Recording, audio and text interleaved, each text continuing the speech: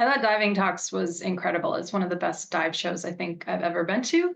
I really loved I really loved that there was just one talk going on at a time. Lots of times at the other dive shows, it always seems like the three talks that I really want to see are all at the same time in different rooms, or you can't get to them all in time.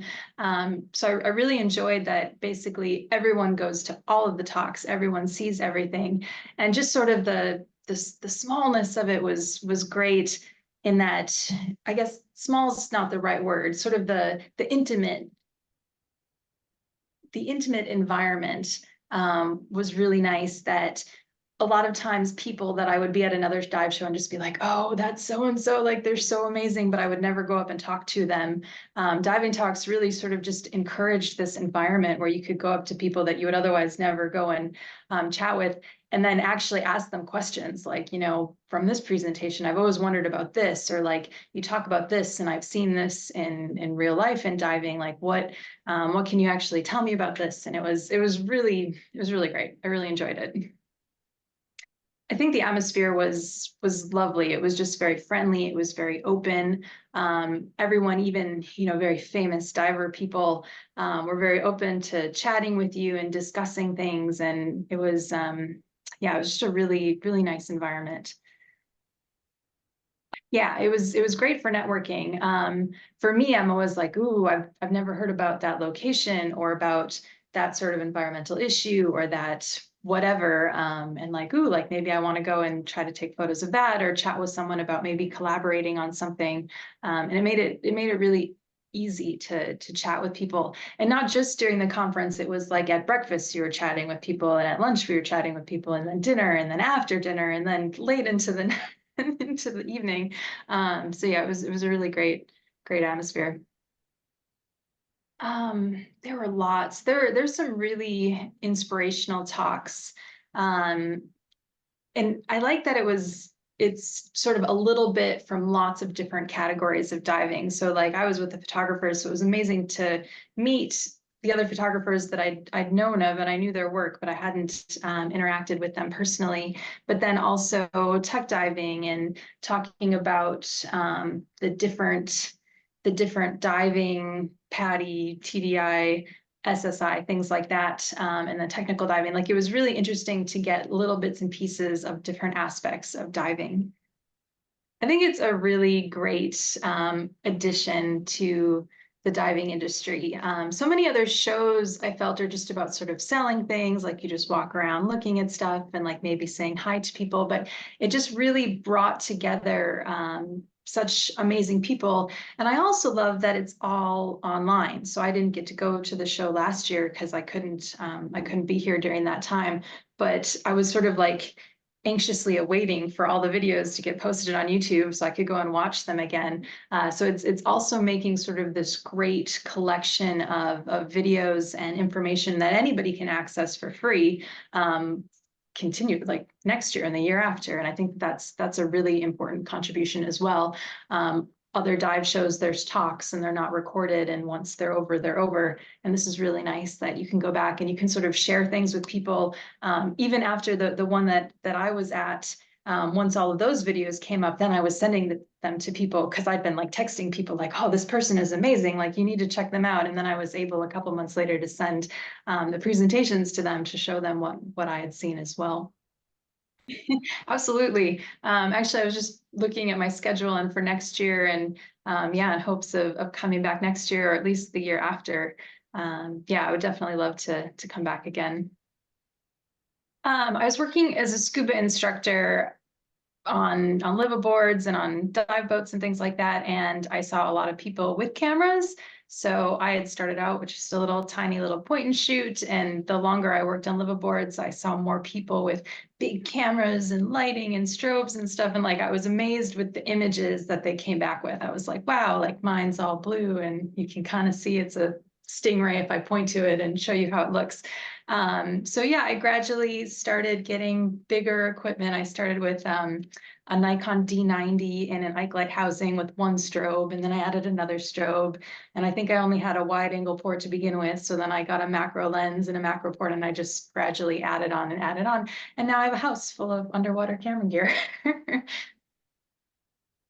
Ooh, I don't know. It's so tough with photography because to some extent it's an art, and art reaches different people in different ways, and certain things strike people one way and not another way. So because I do a lot of writing as well as the photography, I can sort of try to guide people to what I was seeing and the story that I want to tell.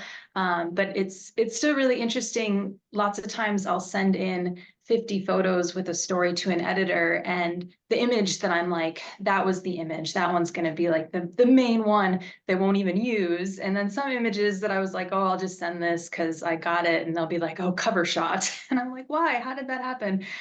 So I think it becomes very individual as to what strikes people and who likes what. And I feel sometimes I'm not always a good judge of my own images as to how other people are going to see them.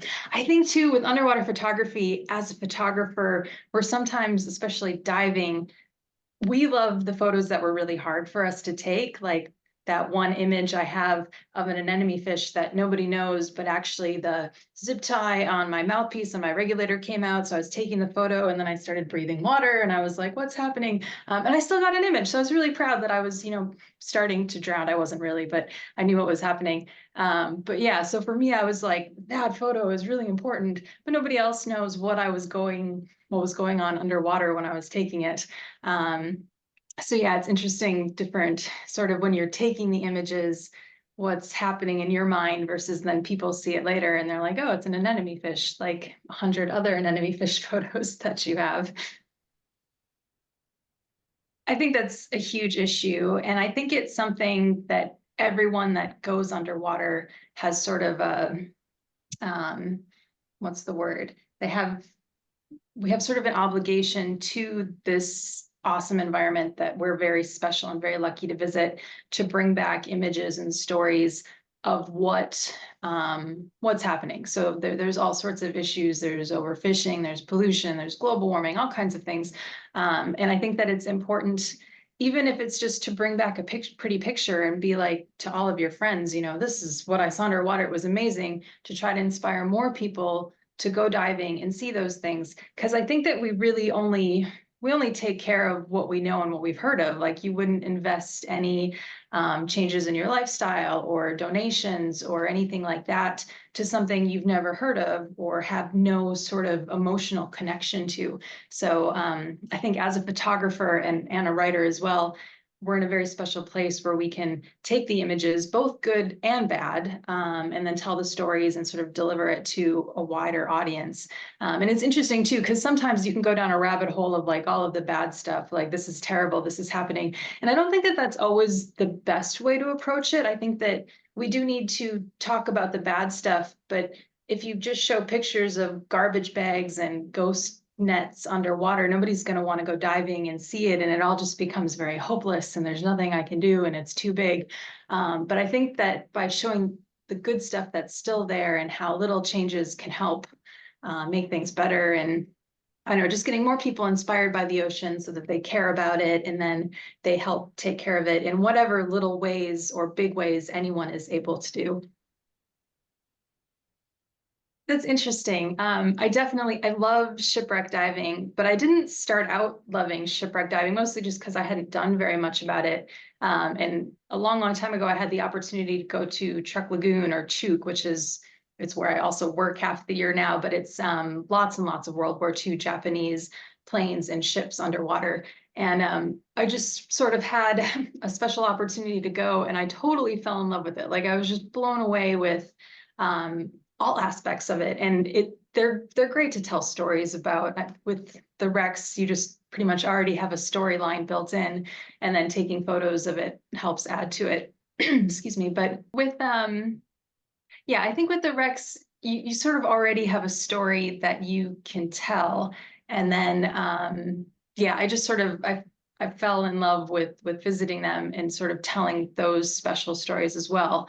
But I still love the marine life also, and the wrecks, especially the ones in Chuuk, it's in the tropics, it's close to the equator. There's plenty of marine life growing on the wrecks. And I mean, in other places in the world, we're sinking ships artificially on purpose to help bring marine life sort of a home and places to establish coral and bring more fish life in. So there's so many stories you can tell with the wrecks of what they did before they sank, how they sank underwater, what they are underwater now, which is often its own marine ecosystem happening underwater. So yeah, I find them really special. And there's also quite a human connection to the wrecks that sort of reaches out to people, and I really enjoy shooting wrecks and telling stories about them.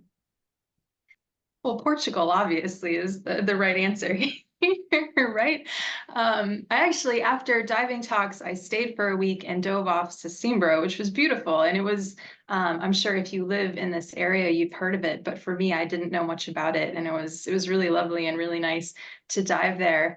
Um, One of the other crazy places that I went to last year was Newfoundland off Canada to dive. And there's actually four World War II ships they were delivering iron ore from a mine, and a German U-boat snuck in on two different occasions and sank two of them, and then sank two other ones. And yeah, I've never thought to go to northern Canada to dive, or that there was World War II wrecks there, or there's also a mine to dive. So I think, yeah, we definitely like Indonesia and Chuuk and Galapagos, and there's a lot of really cool off the beaten path places that turn into some really fun stories and some really cool images. Okay. Yes, just last week I was in Graciosa with Arlindo, which was also beautiful. And again, like when I was thinking of the Azores, I was thinking diving, I believe, off Santa Maria and sort of mantas and whale sharks and things like that. And Graciosa is this lovely, I mean, it's small, but once you get there, it feels really big island and super friendly people. The diving was lovely. There was a wreck we dove, also sort of a cavern in an island that was just an epic view. And yeah, a really lovely place. Once again, a place that I knew very little about, and I love the island. I love the story. I love the diving. I love the people. It was really fun, and it was really fun to go with Arlindo. He is such an amazing host, and I finally got to dive with him after meeting him and doing diving talks. It was fun to actually go underwater with him.